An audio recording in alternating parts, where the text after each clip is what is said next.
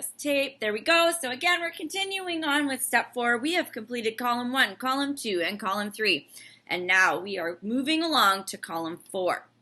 There's one quick little paragraph we're going to read in the book, and then I'm going to give you some instructions that may be different than the instructions you've already been given for this column, and I'm going to explain it, and hopefully it will make sense to you, but we're going to have time for questions if it doesn't. So we are on page 67, and the paragraph we're going to read is the middle of the page, and it says, referring to our list again, putting out of our minds the wrongs others had done. So we've completed column 1 and column 2. We've completed column 3. We are going to put out of our minds the wrongs others have done in column 1 and 2. So when we're doing column 4, it's not in relation to that person and what they did. We're forgetting about that now. We're focusing on us. This is the turning point. This is that shift in perspective. We were looking at us. It's amazing, but it's going to take some work. It's going to take some mind changing, bending, whatever you want to call it. We resolutely looked for our own mistakes. Where had we been selfish, dishonest, self-seeking, or frightened? Though a situation had not entirely been our fault, we tried to disregard the other person entirely. They've said that twice and we're not done the paragraph. That means you need to disregard the wrongs others have done to you in order to move forward in this step. If you don't, you are going to stay a victim and this process isn't going to work for you. They've said it twice. Forget about it. Yes, they were wrong, but we were wrong too. So this is where we have to put them out. Where were we to blame? The inventory was ours, not the other man's. Third time we're telling you this isn't about them anymore. Guess what everybody still does? Well, they did that. And then you get to the 5th step and it's like, well, it's like, this is your inventory. You got to remember this. It's in this paragraph 3 times already. When we saw our faults, we listed them. We placed them before us in black and white. We admitted our wrongs honestly and were willing to set these matters straight. Oh, sorry. Now you notice there's a word in there that's not used. That word is my part. Stop looking for my part. It is not in the big book. You want to know why? Because if you're looking for your part, the other person still has a part. And the instructions here, 3 times in one paragraph, tells you to put out of your mind the wrongs others have done. If you keep using the word my part, they still have a part, you're still a victim. We need to change our verbiage to fault, blame, and wrongs. How are we doing with that? It's going to take some work. It takes work to stop using the word my part. But when you want to say the word my part, remember that you're staying in victim mode and you're still letting them have a part. In this process, we need to put out of our minds the other person's wrongs. Because it lends to that, well, he did this, so I did this. And she did this, so I did this. And la la la la la la la la. That's not ownership. This process is ownership. I am looking for my fault, my blame, my wrongs. So what does it look like? Look how organized I am, even though I was running late. Ta-da! Okay, so we've got column 4. Now, in this case, I decided, the way I do it, to split it into 2 columns. we've got your fault, your blame, and your wrong, and your action. There's a method to my madness. So what we do is we use the 4 keys from the book: selfish, dishonest, self-seeking, and frightened. And yes, that's still spelt wrong, and I still haven't changed it, even though I'm a perfectionist. And being is still wrong too. I will change those today. So what I'm doing is, was I selfish? Was I dishonest? Was I self-seeking? And was I afraid? And we have a guide, because lots of people get confused. So 4th column, selfish shows up as self-righteous, I'm better than you. Self-pity, I less than you, I suck. You're way awesomer. Self-reliance, I can do it by myself. I don't need help. Self-centered, why I want it to go my way.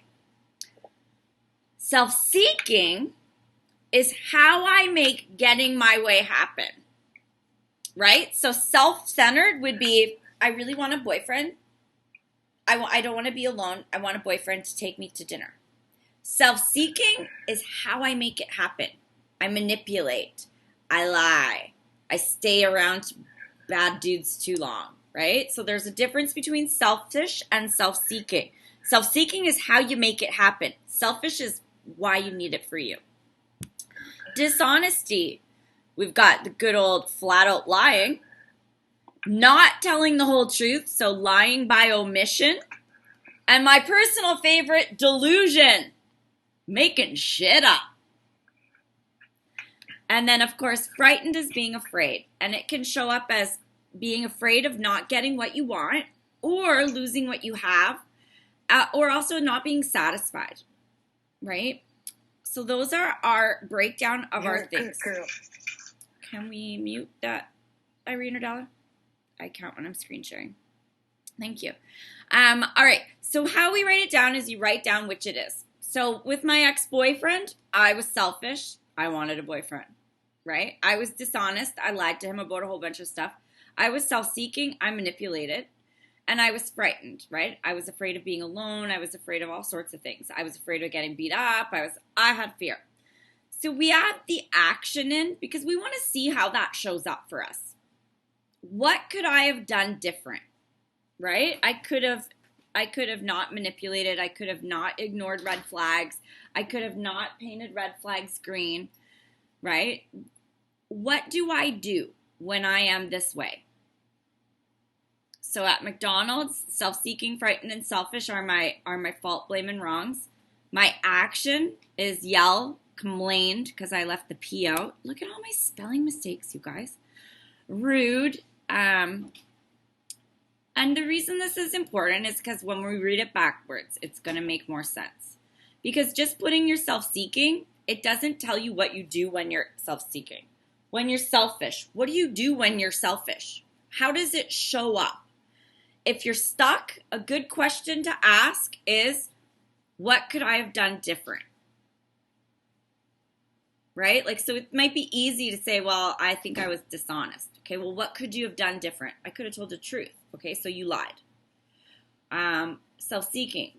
Well, what did you do? Well, I bought hockey tickets and I told them I needed a date for the hockey tickets. That's manipulation, right? So we can work it backwards.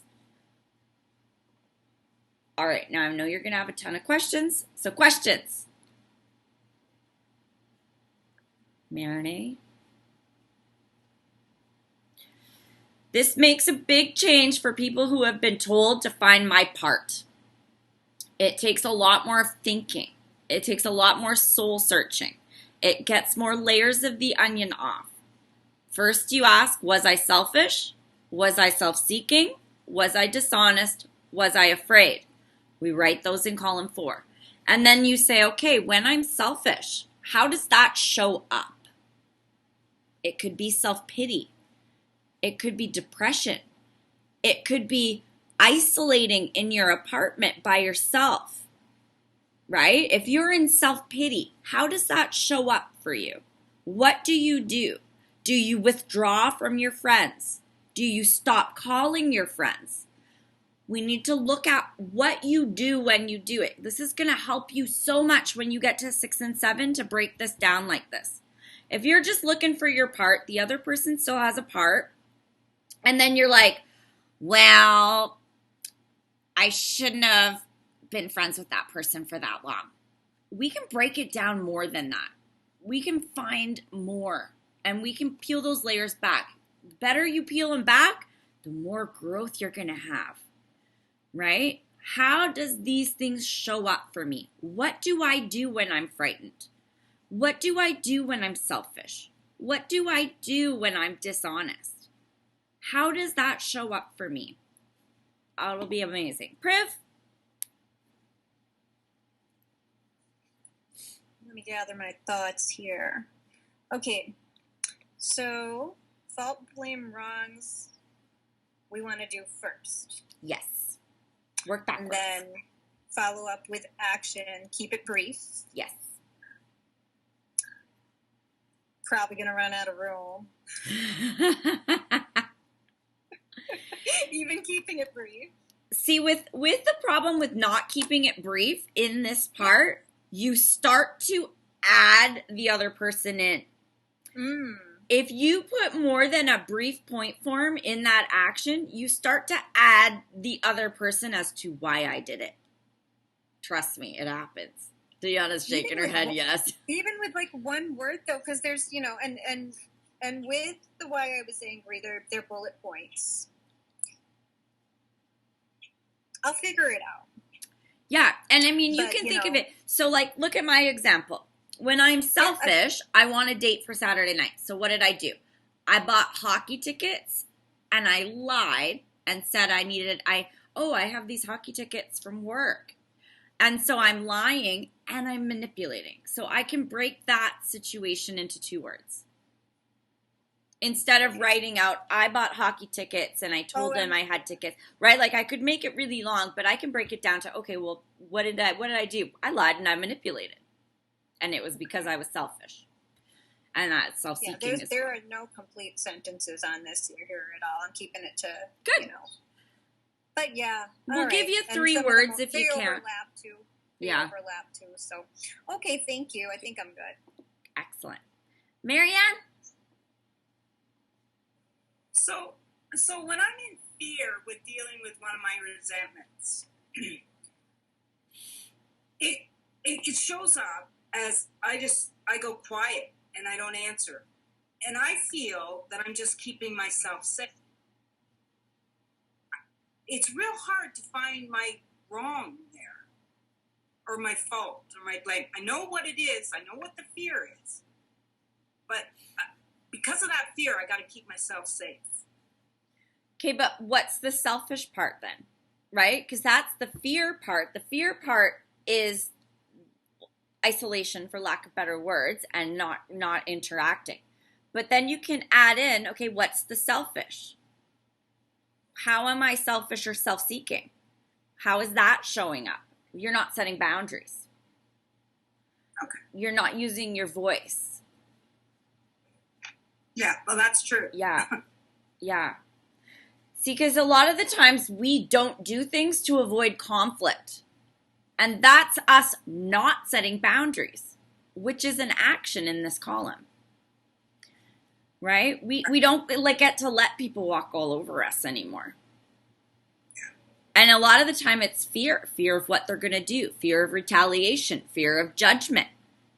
Right? And these are all the things we need to find, because that's what we get rid of in step 6 and 7. Yeah. Thank you. You're welcome. I should read you my good boundary from the other day. Boat boy reached out in the middle of the night and he's like, hey, come over. I want to cuddle. And instead, I could have ignored it. And instead I used my voice and I said, no, you've made it very clear that you're not interested in a relationship. I am looking for a relationship. I would be hurting my own feelings by coming over. Good night. Right? So we get to say what we believe and set that boundary. If I just ignore that, I'm still kind of leaving it open, right? My defects could come up 2 days from now when I'm feeling kind of low and I need a hug. and I could message them. But now I've set that boundary. No, this is not what I want in my life. Go away. Right? So, yeah, we get to set those amazing boundaries. Katie! And then you feel really good and you screenshot it and you send it to your spiritual advisor and go, look what I did. Hey, it's Katie again. Sorry, alcoholic. Thank you.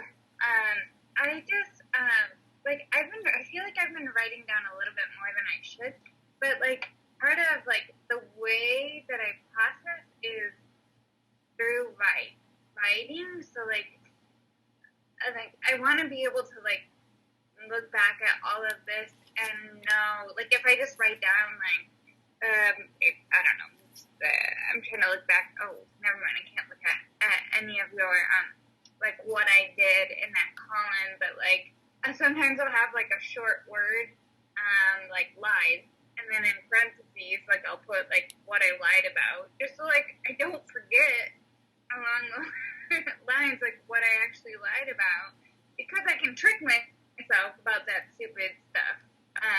But I end up with a little bit more words than, like, what I think we're talking about here normally. Yeah, and that's okay. Where am I unmuted? That's okay as long as you're not justifying it. Right? If it's just a little reminder trigger, fine, right? If you're like, I lied, and then it's a little trigger.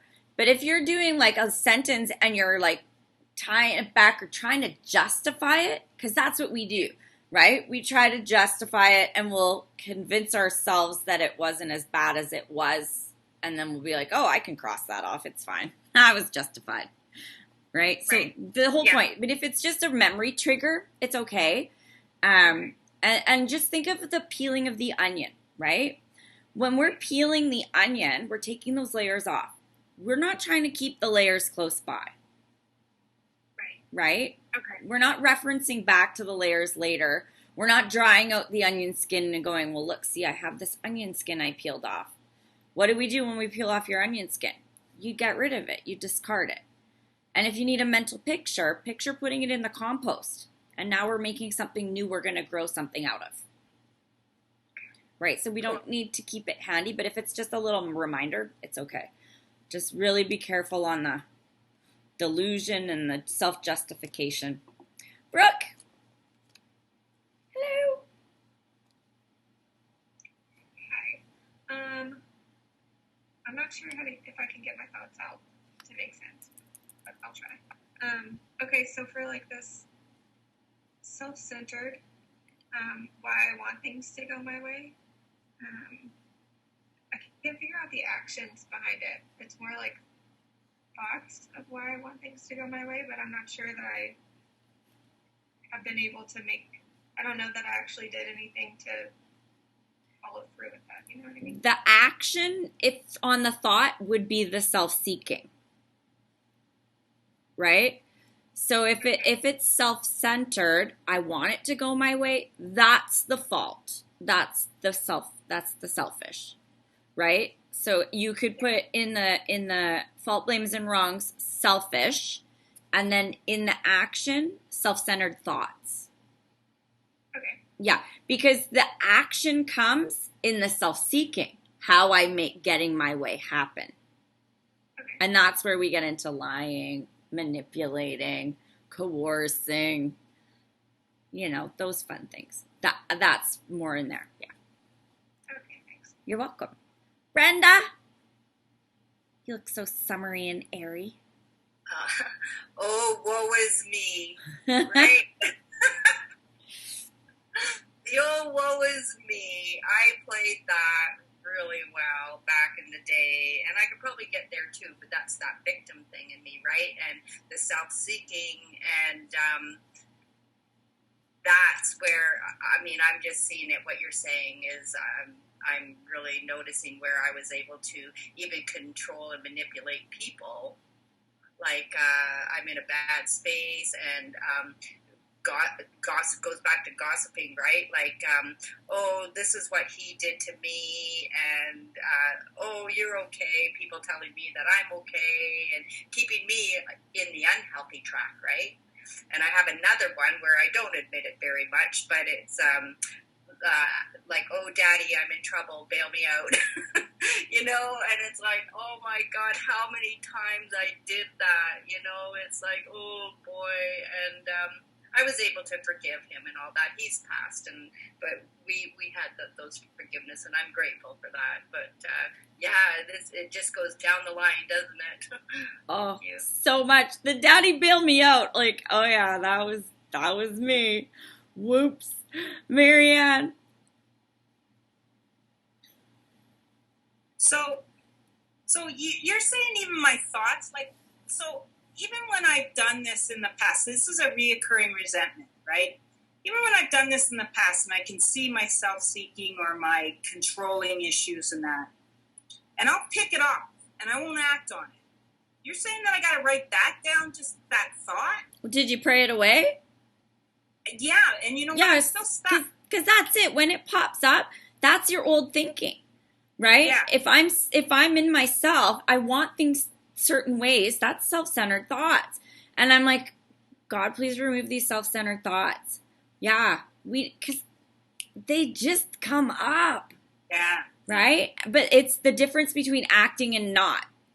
So there's this thing I like to say, defects of characters and shortcomings, right? A shortcoming is more of those thoughts. The defect of character is the more of the action. So it's like, I know I have a flat tire, right? But I'm not going to drive on it.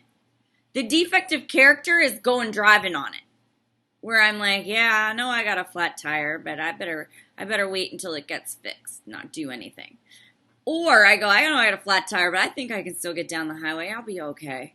I'm just gonna drive on it for a little bit. It's right. So there's still the thought and the action, and between the selfish and self-seeking is the difference in action, and that's what we want to stop.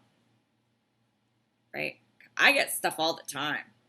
Right? Like I was at the beach yesterday. You see those little 20-year-olds in their little beach bodies and you're, 43 and you're sitting there. Yeah, I had some thoughts. Right? Easy peasy thoughts come up. I'm like, gee whiz. Right? Am I going to get obsessive about it? Am I going to go to the gym 50,000 hours a day and never eat again? No. I go, God, remove these ideas. Like, this is my self-pity. I'm less than. That's what I'm thinking. That's self-pity. Sitting on the beach looking at a 20-year-old going, oh. And then I was like, God, remove my self-pity. Like, I'm just being selfish. I'm 43. I got 3 kids. I look pretty good. I'm all right. Right? Like, we're good. But it happens easy, right? And just like the thoughts of drinking, they might come up. It's not that the thought of drinking is removed from you forever. You might have a bad day. And our brain thinks, I'm having a bad day. God, it'd be really nice to have a glass of wine and escape. Thoughts come up. We go, oh, God, could you just remove these stupid thoughts from my head? God can remove anything. Vocalize it, right? Could you help me with a little strength here? I'm kind of feeling low. And then you can get rid of the thought, and then you can find the fault, blame, and wrong. Am I selfish? Am I afraid? Am I self-seeking? Am I dishonest? Right? If someone dies and you're feeling low, you got some selfish and some fear in there, for sure. So, and then you get good at just doing it in your head. You don't even need to write it down. And that's step 10, but we'll get there. Can I ask a question? Of course, Irene. Yeah, why is being sad if someone dies selfish? Well, no, because you can get in self-pity. But what if you're not? What if you're just normal sad? If you're just normal sad, that's fine. You can ask for strength.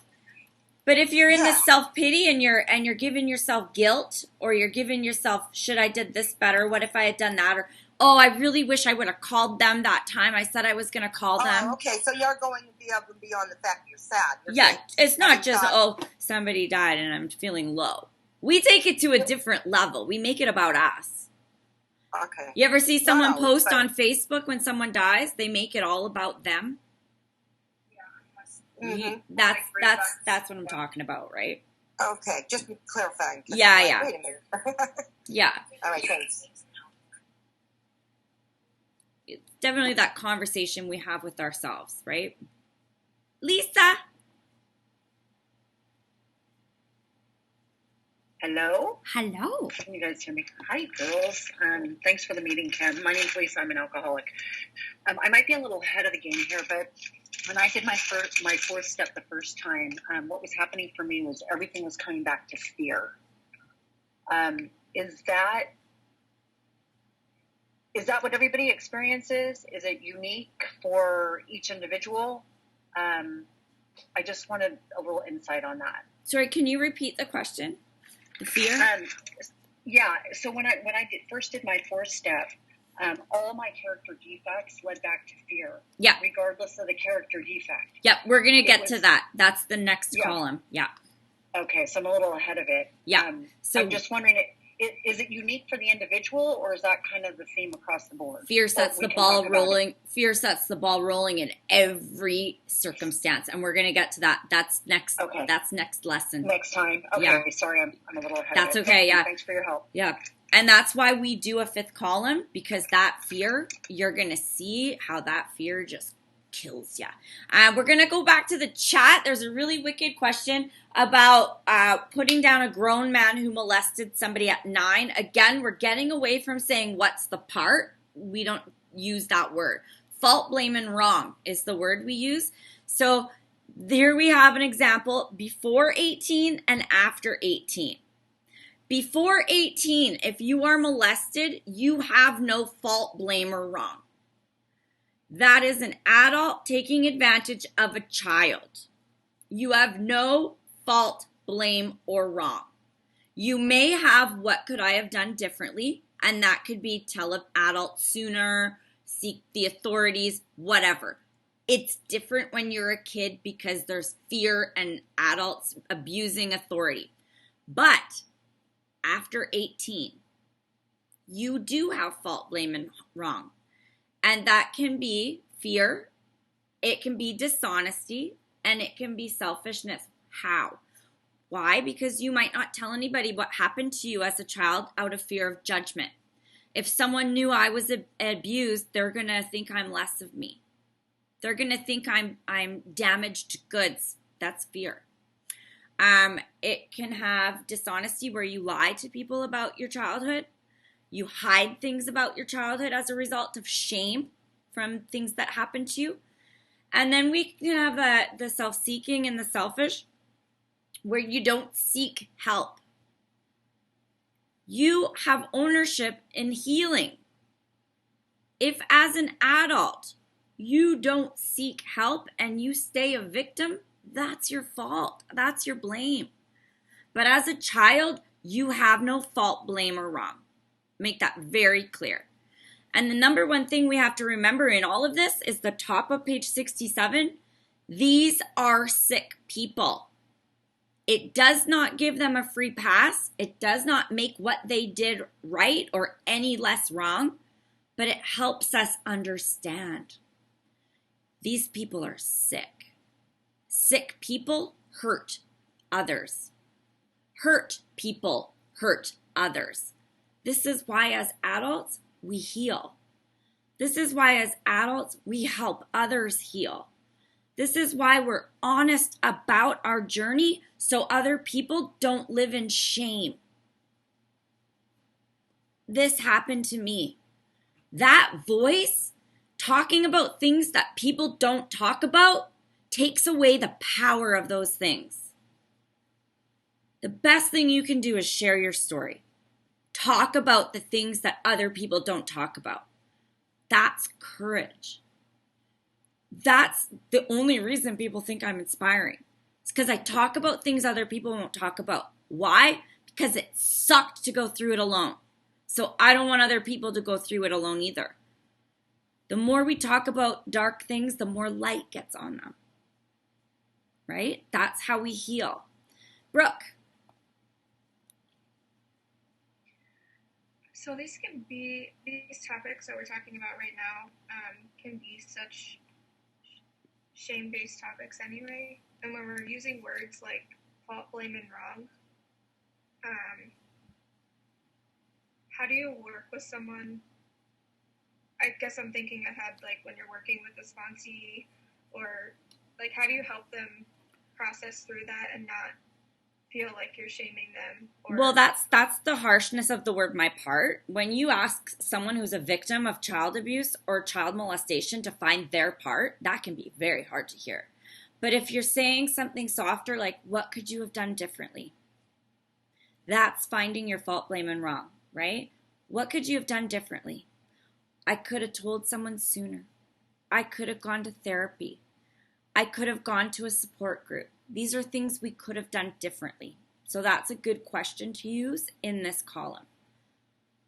And have you found that that's like empowering to ask it that way? Yeah, absolutely. Okay. Absolutely. It does. Because it's like, what could you have done differently? Well, I could seek help. Okay, let's do it.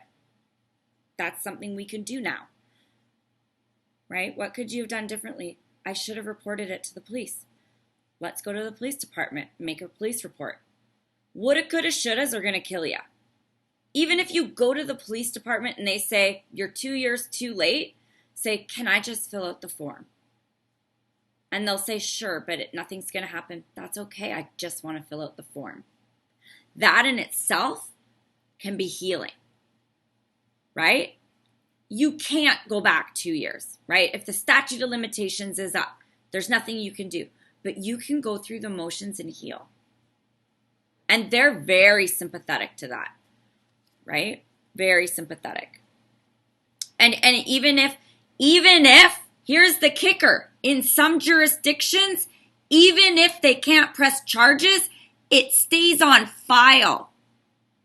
So if 2 more people go in there during the time frame, your report is on file. That's a big deal, right? Does everybody comprehend that? So if I was molested 7 years ago and I missed the 5-year window, but I still filed a report, that report stays on file. So if somebody goes in today, they'll say, oh, there's already another report filed about that. It was just too many years late, so we couldn't do anything. That sticks. Right? And it makes sense because victims don't usually come forward. So it's not that your word has any less meaning because you're 2 years late. It means you were in shame and guilt. And judges know that and authorities know that. Do what you need to do to heal. Advocate for yourself. The same is with your health. If you go to your doctor every Wednesday and tell him there's something wrong with you and he tells you there's nothing wrong with you, go to another doctor. Use your voice, ladies. You are the only advocate you have. I beat down doors. With my endometriosis, I was like, I am not leaving this hospital. And they're not going to call the cops on you. They're going to run more tests. You have a voice. This is what recovery gives us. I don't sheepish and go, okay, and go home and cry in pain because I'm feeling so terrible. Use your voice. And then once you do it once, you're more likely to use it again. And it gets stronger. And then you get weird and scary and it's fun. Marianne. Then you help others and you're like, I'll go with ya. Oh, I wish you could come with me sometimes. Hey, I'm allowed to travel across Canada as of tomorrow. Yeah. I just have this overwhelming need to say that this is, in this work, is where my alcoholism hides, right? I can see my alcoholism with a fleeting thought of a drink and say, yeah, fuck off. I know that's you, alcoholic. But in this stuff, boy, it's cunning, baffling, powerful. Absolutely. Get a lot of help. Absolutely. And you will find yourself trying that delusion and trying that, what's the word I'm looking for? Deanna, you know the word. Oh, it's in the chat. Justification. We don't justify stuff. That's what keeps us sick. We own it. Whitney.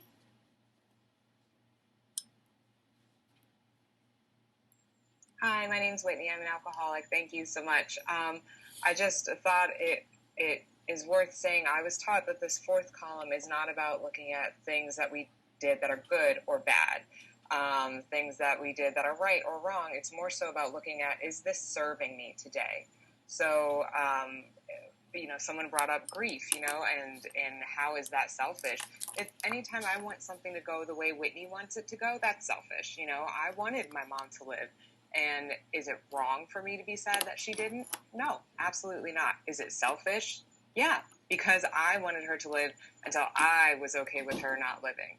But realistically, I don't know more than my higher power. If my higher power saw that it was time to take her, then that's up to my higher power to decide. And in her situation, her body was failing her. So it's selfish of me to want her to continue to live in a body that's failing her. So that's not to make myself feel bad and say, oh, Whitney, you're so wrong for being sad. Absolutely not. But it's to look at, is this serving me? And does that mean I'm never going to be sad again? No. But it prevents me, like you said, Kim, from sitting in self-pity. And same thing in those situations where you were abused, how free do you want to be? Yeah, it's uncomfortable to sit here and think about my fault, my blame, my wrong in that situation, but how free do you want to be? It's time to take some kind of ownership over the situation so that you can decide what to do with it, so that you're not the victim anymore. And I just thought that was worth saying. It's not about what's good or bad, right or wrong. It's about letting these go. That's what this step is about. Absolutely. And sitting in it is your fault, blame, and wrong too, right? So with grief, some people sit in their grief and they use that as an excuse for their behavior. Your fault, blame, and wrong is not moving through the process of grief, not dealing with the grief, right? Sitting in that self-pity, sitting on that pity pot. Man, oh man, people need to stop selling those pity pots. They are stinky. You need to throw that shit away. That pity pot is not serving you. Not serving you. Diane. Hi, thank you. Yes, there's anyway I smelled in my house. Damn, those pity pots. Oh. Garage sale at Diane's. Yeah, you know me. But Whitney, I tell you what, everything you said seemed to sort of relate to what I was about to say. Not everything. One is the beach. Okay, imagine yourself, my dear friend, not 42, whatever you said you were, but 62, without kids and without really having a career, as you know me so well by now. And I think, so imagine being in my head. Oh, and yes, I let it go because people have a right to be young. Damn them. I say that with, a laugh because I mean it sincerely. They do. Of course they do. It's that, how free do you want to be, It's the same thing. Otherwise, you're stuck in that little cage. And I think, by the way, you're absolutely gorgeous. I'm not kissing your ass, so to speak, but you are a beautiful woman, as everyone in AA. Happy people are really more beautiful. Anyway, it's just a weird thing. You're in. But what I wanted to point out was how I may have mentioned the story. Dropped out of college because some guy dumped me, and I was really drinking. So my mom sent me to a psychiatrist who just basically raped me and let me get drunk in his office. So I'm so angry, and I'm still thinking, my God, that's 40 years ago, literally. I mean, but I'm like, why didn't I say anything? Well, I think I was embarrassed to bring up the sex topic with my parents. Not that they were very liberal people. It wasn't that they were like some kind of weirdos, but it was just to say that they would have, I don't know, done something. But I was embarrassed, and as someone who hated myself, anyone gives me I don't know what it was, but I know I had a role to play in it. Like, I should have spoken up. And so, bouncing off of what Whitney said, what you said, and other people, how free do I want to be? And where is I wrote it down, fault, blame, and so I got to stop it. And I want to be free. I want to feel happy. Yeah, I want to be happy. And today is very helpful in terms of what I do want to do is call the APA up and say, this is 40 years ago. However, I want it to be on record. I know it's not about any kind of lawsuit, obviously. It's just, I want it on record. This happened to me. So that's the best I can do to put closure on it, I suppose. And that's that. I would like to, wish you could have just sent me to a rehab. Would have been so much better. And so now I blame my shitty life on him a little bit, Dr. Thorpe. I said, why didn't he just help me instead of hurt me? So I got to let that go. Well, and that's just it too. I will work Doctors do the best they can with what they have, right? That's the same. It goes with everybody, right? Doctors do the best they can. No, he had an obligation. He took an oath. I'm sorry, I put him in a different category. He didn't do the best he could. He was a psychiatrist and he raped me. And no, it's not the best he could do. But that's your opinion. That. You don't know what his side is. That's the thing, Diane. You have to remember there's two sides to everything. Your opinion and your view is that he should have done more. Perhaps he didn't have the ability in certain situations. Sorry, he's a psychiatrist. He took an oath. Yeah, but there's different things that we can do, right? And there's different things that we do. And maybe your case wasn't as bad as the 10 other people in his office that he was sending, right? Like, we have to remember there's more to every story. You may have thought that you needed to go to that treatment center, but he may have sent 10 people that were worse than you there, right? I'm sorry, but the guy raped me. The guy was a psychiatrist. He raped me and got me drunk in his office. Well, that's taking advantage of his authority, and that's something we need to report, right? Exactly. Yeah. That's I don't fault anyone else if I was hitchhiking, they picked me up and took advantage, which actually did not happen. If that had happened, I would see it differently. With that described situation, I thought you were just talking about he didn't send you to rehab. I was like, that's totally different. That's a totally different story than being raped in his office. Yeah, that's a police report. That's a medical reference report, right? And it doesn't matter the statute of limitations. These are still things we are going to report regardless of the statute of limitations. And that's how I feel. Yeah. I feel if I report it, then I'll have it. It's all I can do to have foreclosure. And I guess I wasn't clear, and I'm sorry about that. Yeah, I literally thought you said he didn't send you to rehab, so that's... No, that was, I wish he would have. That might have changed at 22, might have changed my outcome.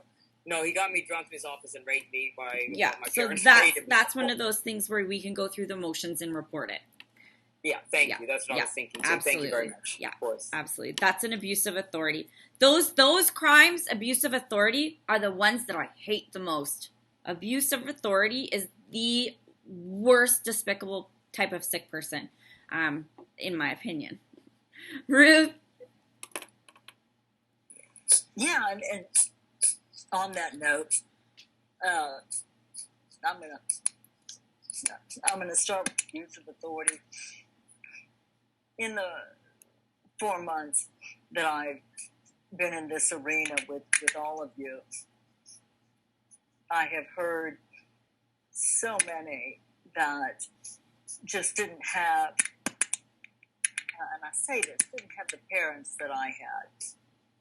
Yeah, they all have issues and they all have stuff and they all have their moments, and mine had 4 kids and always in the house and ultimately 5, and of course there was dysfunction, and I had a Hispanic mother who slapped a lot, so even that kind of authority, there's even that, but I think we can, some of them just didn't have parents, and it just, God, I just want to take all of them and hug them. Again, I think I might be the baby in the group, although I am almost 65 years old. Everything that has been said here, I resonate with. Even, I do have a 24-year-old daughter and a 20-year-old son. I had my baby late in life. Taking care of the elderly and being in control of my parents' health, and then a sister-in-law, ex-girlfriend, and being in control. I had always felt that there were blessings that I was able to witness what I witnessed, although the visuals, I think, have kind of hurt me. As a high schooler, I was also, I was military. My dad was military. They did send me to a hypnotist who was also a military. Now, boy, do I remember his name, Wakeman. And I thought he was Asian, but his name was Wakeman, so I don't know what that is. But he didn't rape me, but he was trying to get me to do some things he shouldn't have me do in his chair. And luckily I did not fall to his hypnotism, and I didn't do it, and I did tell my mom. And she, thought I was bringing it. So now they have a second person in the room. That was in the 70s. And now they won't let you alone in the room with a man. I have years in dentistry now, and you don't leave the doctor alone with a female or male patient. So everything you guys have said resonates with me. I'm a little afraid of where I still am. Not too much, but I kind of want to get some input.